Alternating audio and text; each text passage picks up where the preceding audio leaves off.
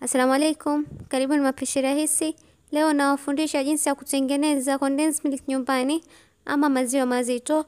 I hope mtapenda hii recipe. Kama wewe ni mpya kwa channel yangu, usisahau kusubscribe na kubofya kengele itakayokuja baada ya kusubscribe ili usikose kila recipe mpya tutakayopost katika channel yangu. Pia like hii video na share na wenzako ili wao pia waweze kufaidika.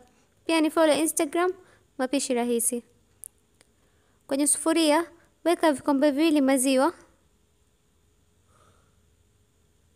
na kikombe kimoja sukari.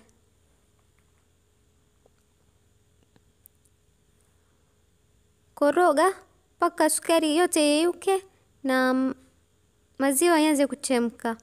Sukari inapoyeyuka utaona kuwa kala ya maziwa yako inabadilika. Nitaendelea kukoroga mpaka maziwa yangu iwe chini ya nusu. Na moto ninatumia mdogo. Yani sio mdogo sana, wa katikati. Na pia koroga kila wakati ili maziwa yako yasiungue. Kisha maziwa yangu ikifika chini ya nusu, ninaongeza baking soda kidogo. Baking soda inasaidia condensed milk yako ama maziwa mazito yako iwe kama ile ambayo tunanunua kwenye mikebe. Inafanya iwe creamy. Kisha ninakoroga dakika 4 hadi 5 mpaka uzito wa maziwa mazito yangu uwe kama mnavyoona kwenye video.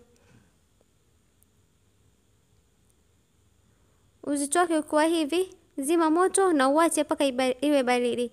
Ikiwa baridi itazidi kuwa nzito. Kama mnavyoona sasa imeshakuwa baridi na uzito wake umebadilika, umekuwa hivi. Kama vile kama zile za mkebe.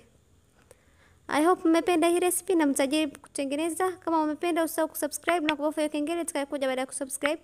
Pia like hii video na share na wenzako ili wao pia waweze kufaidika. Pia ni follow Instagram mapishi rahisi. Asante kwa kuangalia video yangu. Bye.